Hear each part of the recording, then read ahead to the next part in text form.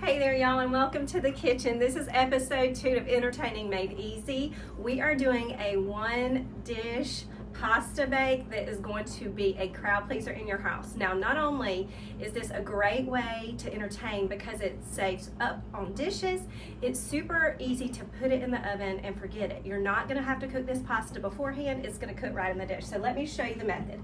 First, though, let's talk about what we're making and the ingredients.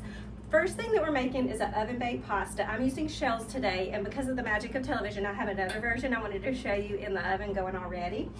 Then we're gonna go in with some ham. This is our main flavor bomb today. Ham is a great ingredient that it helps you in the shortcut department, and these sliced hams that don't have a bone in them are super affordable and super functional for all the time. I have these on hand in my fridge and freezer. They stay good for a long time, and they're sliced, so if you don't make it all for a dinner, you have sliced ham left over for lunch boxes the next day. So I love that as an ingredient. So I've got some short pasta. We're doing shells. I did a pan with Orzo in it to start, but I'm going to show you the method with the shells. I've got some spinach, some frozen spinach. Y'all know I love my frozen veggies. Some chicken stock in a box. Excellent thing to have on hand in your pantry. And by the way, if you don't know what to have on hand in your pantry, you can get the link for my free Pantry Staple guide, so you can help yourself by shopping your pantry instead of having to go to the grocery store. It really just helps you to have a lot on hand that has building blocks to make a good meal. Parmesan cheese, some butter, and what do I ever make without a little bit of garlic? A few seasonings, and that's all she wrote for this. So first thing I'm going to do is I'm going to get some cooking spray on my pan just to make sure nothing sticks. And then we're going to start building our pasta bake in the pan itself. So I'm going to open up my pasta. Now, different pastas do have different cook times. The Orzo is going to go faster that I started in the oven earlier. But these shells, these will be ready in about 35 minutes or so. So not too terribly much longer. I'll give 30 minutes, 25 to 30 minutes to that Orzo. But this will cook in 30 to 35 minutes. We're going to cover it up, and that is key. The steam trapped in here is going to cook your pasta while everything else is being happy in here. So it looks crazy, I know, but this actually works. So I'm going to get in my pasta, and then I'm going to get in my chopped spinach. This will start to thaw when the chicken stock hits it, but it'll just finish while it's cooking away. You can use any veggies that you have on hand. You could use broccoli. I used peas the first time I did this baked dish. You could use frozen squash or zucchini. That would be yummy in here, very springy. All right, so we're gonna break this up with our hands a little bit, just a little bit. And if you have fresh spinach on hand, you absolutely can do that too. All you would do is you would cook this the first half of the way, and when you uncover it to add the Parmesan cheese later, you would just add your fresh spinach in at that point. But get our spinach all spread out. These are just great colors to serve with. And anytime that you're entertaining, I say it's a great thing to serve meat on the side so that you're stretching your budget and everybody feels super satisfied. So it's meat as an ingredient, but not the main ingredient, kind of helps your budget. So I'm gonna grab about 6 ounces of this ham, and I'm gonna chop it up in here. That's all the chopping we're gonna have to do. And if you wanna know ounces wise, if you have a normal size lady hand, that's about 4 ounces your palm is. So 6 ounces would just be slightly more than that. Size of a good chicken breast, I'd say. And I'm just gonna dice this in fairly small little bite-sized pieces and get it spread out all throughout our dish. I came upon this method years and years ago when I was the caterer for our church. I would have Wednesday nights would be super busy for us. I had band practice, youth band practice, because both my boys played in the youth band. And then while that was happening, I would have to be fixing something for the youth group to eat before I scurried off to my own ladies class. So like I said, Wednesday nights were busy for us. It sounds like mom life. Hashtag mom life. I don't know if it's even cool to say that, but whatever. But I found that I could stick big pans of pasta in the oven to bake without cooking the pasta first, and that could just be going while I was doing the band practice. So I can't tell you how many times I fed that youth group a big old pan of like pasta and meatballs that I didn't even have to cook the pasta. I would pour the meatballs in, pour the sauce, pour stock in, and the pasta. And I would just cover it really, really tight, put it in the oven, and it would bake while we were doing the band practice. And I pull it out, and there would be our dinner for the youth group. So you don't have to bake pasta before you put it in the oven, but there is a trick. It has to have enough liquid, and it has to be completely covered tightly. The steam that you trap in is what is going to get our pasta cooked in the process. So we have 4 cups, which is a quart, of chicken broth going in here. The whole thing. And that's what is going to give your pasta flavor while it cooks. Because you know, if I've taught you anything before, you want to cook pasta or anything in water that's flavored like the ocean. You don't want to leave it to just water. So we have the seasonings from the chicken broth going in. And then I'm going to put in half a stick of butter. That will really help with the pasta getting all coated really good in the sauce that's being built in here, but it also will give a rich and creamy factor to the situation. So just half a stick of butter, and this will just melt in. You can spread it out, but it'll melt in throughout the process. Like I said, about halfway through, we're going to uncover this, add some cheese, and it's just going to be so delicious. Okay, tablespoon of garlic, and I have in my measuring spoons, but you know what? My measuring spoons don't fit. A teaspoon though will go, so I'm going to do 2 heaping teaspoons to get to my table measure. And this jar garlic is something I always love to have on hand. It is super convenient to not have to bust open a garlic clove out of the bulb every time I'm doing a fast dinner. Okay, and just a few basic seasonings. We're going to go in with some salt. I'm going to do a tablespoon of salt. And remember, that pasta doesn't taste like anything yet, so you still want there to be plenty of seasoning in there. Teaspoon of pepper. And I'm going to tell on myself, a couple of weeks ago, probably a month ago now, I opened the wrong side of the jar of pepper, and I dumped like 1/4 of a cup of pepper in a dish. And I had to go wash that dish out, take all the produce out, wash it off. It was, whoa, too much pepper. I'm going to do a half a teaspoon of red pepper flakes just because I love that little kick and that color in there. That's totally optional. I'm sorry, I picked up the wrong thing. This is Italian seasoning, and it's going to go in too. There's a teaspoon of this going in. I'll get the red pepper flakes in a minute. You can use any herb blend that you have on hand. I just like a little herby note in here. And now half a teaspoon of the pepper flakes. As little or as lot as you want. The spiciness factor is up to you. Okay, now I'm going to just work all this in together. And after it does its first 15 minutes or so of cooking, my oven's on 375. We're going to stir this again, and we're going to get all of our stuff mixed together one more time and add in some Parmesan cheese for that creaminess factor.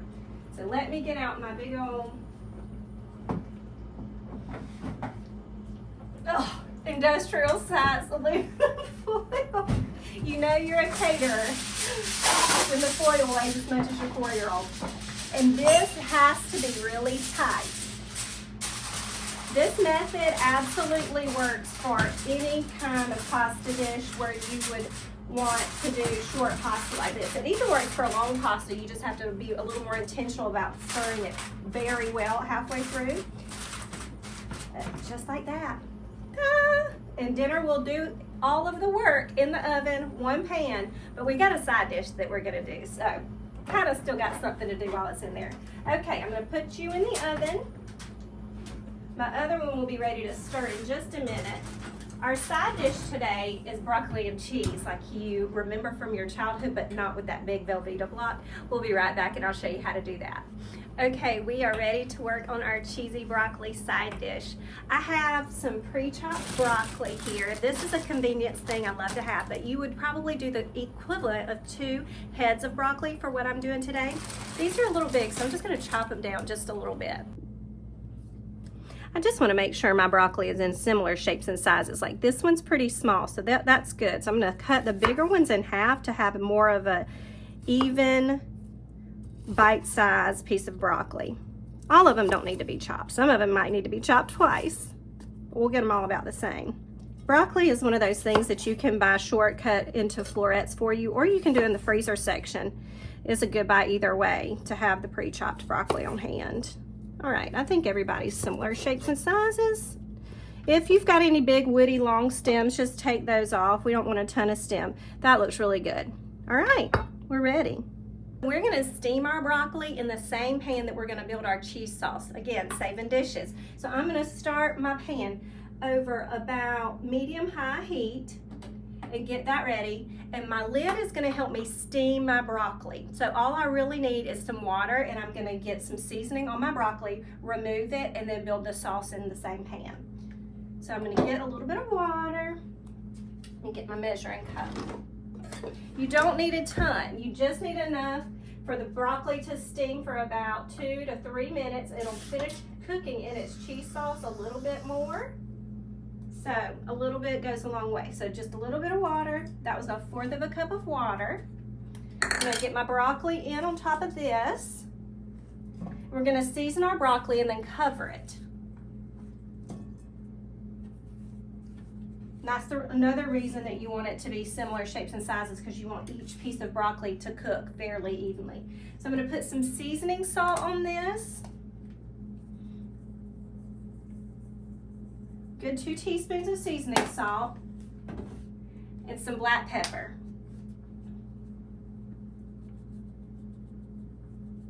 And then I'm gonna get my lid on, and my lid is going to trap the steam, just enough steam from this little 1/4 cup of water. And in just a few minutes, this is gonna be nicely steamed and ready for us to build our sauce. Okay, so my orzo is ready to come out and be stirred for its halfway mark. I'm gonna grab a towel to sit that on. Our other one will be just right behind it. My broccoli just started steaming, I can hear it. Ah, yes. The smell's coming out of this oven. If you're feeding a crowd, like I would say 8 to 10, you might want to go ahead and do both of these. But y'all haven't got to see the orzo yet. I can't wait to show you. All right, let's see what we've got. Yum, the butter is melting. Delicious. I'm gonna stir it just a little bit. See, that pasta has started to absorb. Now, we're gonna add in our Parmesan cheese. Those bright green peas are just beautiful. 3 good handfuls is about 3/4 to a cup of Parmesan cheese in there. Ah, yeah. My broccoli's doing some good steaming things. I can hear it. All right, we're gonna cover this back up, and it's gonna go for about 15 to 20 more minutes. Then we'll take the lid off and let it get done. Okay, let's get that back in the oven.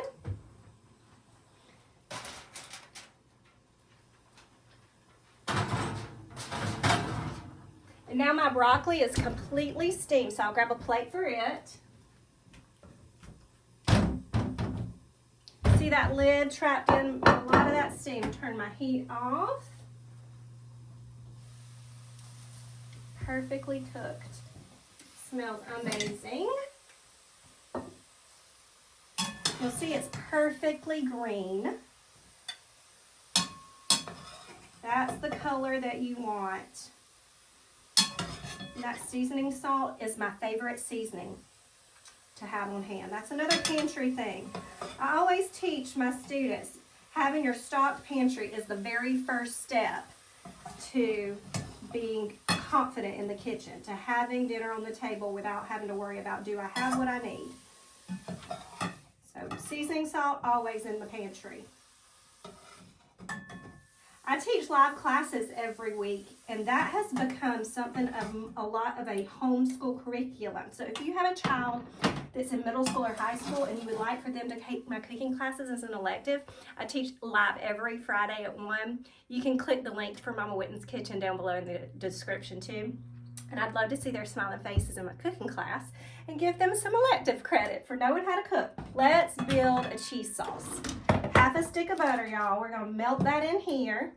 And this is exactly the way that I make broccoli and cheese. Even if I'm doing broccoli and cheese casserole with rice in it and all that kind of stuff, this sauce is the base how I do it. So it starts with half a stick of butter. Get my heat turned back on to medium. And once your butter's melted, you're gonna build a roux, which means butter and flour together. We're gonna mix in some flour, then we're gonna come in with some condensed milk. I like to keep this not condensed milk, evaporated milk. Don't put condensed milk in your savory dishes. This is evaporated milk. I buy this by the case. This is a good pantry staple to have on hand because I always use it in my macaroni and cheese and my cheese sauces. It just really gives that special thicker flavor that doesn't come from anything other than heavy cream. And this is shelf stable, so it's a very smart thing to have on your shelf. So I'm going to get some flour into my butter. You don't want to brown your butter, you're just melting it. So for half a stick of butter, I'm going to get about 1/4 cup of flour.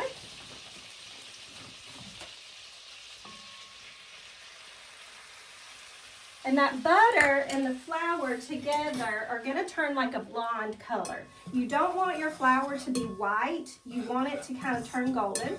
And you don't want it to get all the way to brown either. We're not building that Cajun roux like you would make for a Creole dish. This is a blonde roux that we're going to use to do cheese sauce. Blonde roux just says what it is. The color is blonde. So just enough to make the cooked flour taste happen. You don't want raw flour flavor. That's a mouthful, isn't it? Flour flavor. No raw flour flavor here. Okay, that looks good. Now, I told all the time about shortcut options, and I pre-grated some cheese, but you can absolutely always buy grated cheese in the grocery store. I just find though for melty goodness, this grated cheese that you do at home by yourself does wonders in the velvety department. I'm going to get my milk in here. And a whole can of this evaporated milk is going to go right in. And that's room temperature. It's not cold, so it's not going to make any kind of clumps or lumps once I get it whisked in to my butter and my flour. If you do want to use half and half or whole milk, I would say at least half and half or heavy cream. Whole milk might just not be enough.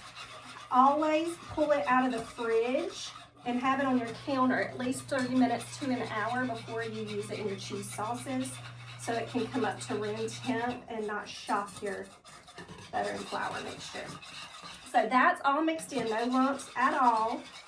It's going to start to bubble, so I'm going to season it up. This is the secret to that delicious cheese sauce flavor. I put in chicken bouillon or chicken base. You can absolutely use a vegetable base if you want to, but it gives that salty, rich flavor that you can't get from anywhere else. So I'm going to do a heaping tablespoon of that. Get it all whisked in. All right. Thank you for coming. And then I've got about 4 ounces each of sharp cheddar and Monterey Jack. You can use any blend that you like or have on hand, but I just really like the sharp cheddar for the beautiful orange color and that nostalgic flavor. And I like the Jack for its creamy dreaminess. If you've ever had a wonderful queso in a Mexican restaurant, guess what? It was Monterey Jack cheese that made that queso so good. So I'm just going to stir in my chicken base, and that's already starting to thick up, thickening up beautifully.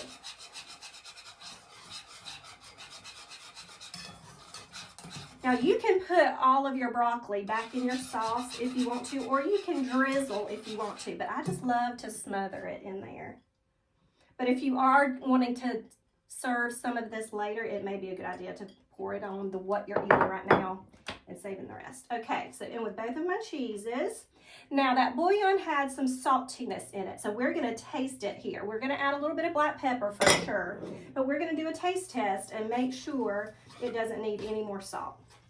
In with my cheese. Now my heat is on low, and I could even turn it off because it's so warm in this pan that it's getting melty and ooey and gooey. Look at that. Cheese pull. That's the most exciting thing in our youngest daughter's life right now is a cheesy pull. Every time we turn around, she wants something with a cheesy pull. And that has some cheesy pull to it.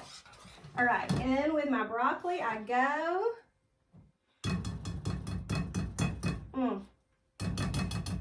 You could serve that with some chips and everybody be happy. Perfect.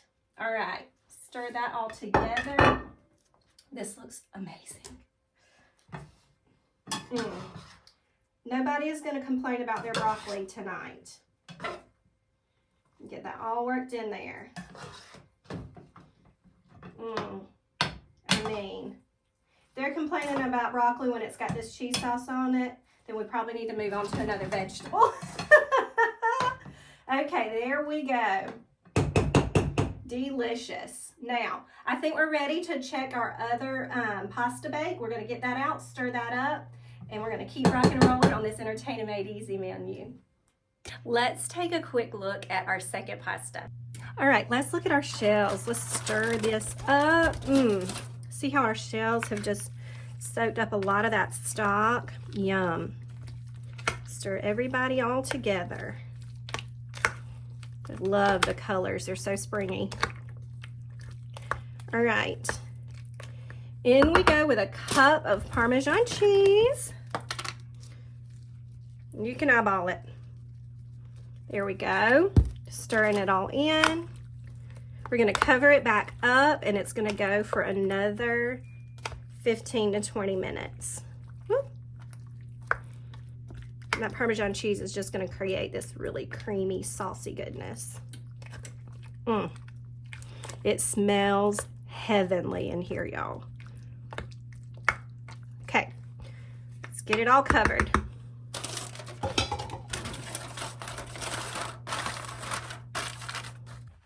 Back in the oven it goes. See you in about 15 minutes, huh? There we go.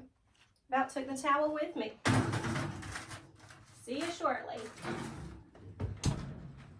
Okay, so we are done with our pasta. I just took the peas and orzo and ham pasta out. It's absolutely divine. Just look at this. The colors are amazing. I would stir it up and maybe serve it with just a little more Parmesan cheese on top. I think that's exactly what I'm gonna do. Just right before it hits the table. Our cheesy broccoli goodness is right here, and then it's gonna be time to grab out our shells with spinach and ham. So ham is our main dish flavor bomb for our two pastas. But we learned that it's a great way to entertain by stretching your dollar on your proteins and adding your proteins into something. So that is creamy and dreamy. Now that it's all stirred up, there's just nothing like a creamy pan of pasta. A little more Parmesan at the end, just because I can. And now let's get our other pasta out. Now we stirred our pastas halfway through and added a cup of Parmesan cheese in there. I also took my lid off just a few minutes ago, so we have a good last bit of evaporation of any extra liquid in there. So I'm gonna get my other one out, and we're gonna do the same thing. Give it a little stir, and it will be ready to eat. Oh, it smells amazing. And the great thing about this is we used our freezer section for the help. Our spinach and our peas came out of the freezer section. Look at that. This is two huge pans of food that could entertain a crowd easily with minimal effort. Delicious. In the end, when you're doing your last cook and your lid has come off, I bump up my heat to 425 to get a good final top cook on these noodles. They're super tender from our time in the steaming situation with their covering on. But now that last little bit, we want to just accentuate with cheese. It's like a little pop of white color up against that beautiful green. And just like this, we are ready to entertain a crowd. 2 pans of pasta went in, did all the work while I was doing other stuff. We threw this wonderful cheesy broccoli together. It's absolutely to die for. And then we have 2 huge pans of food. I'm going to taste test one. This one has been out for a minute. It's not molten hot lava. This one needs to cool for a few minutes, so I'm not gonna burn my mouth off. Look at that, y'all. And we didn't even have to pre-cook that pasta. I'm telling you, that trick is one you'll want to use all the time.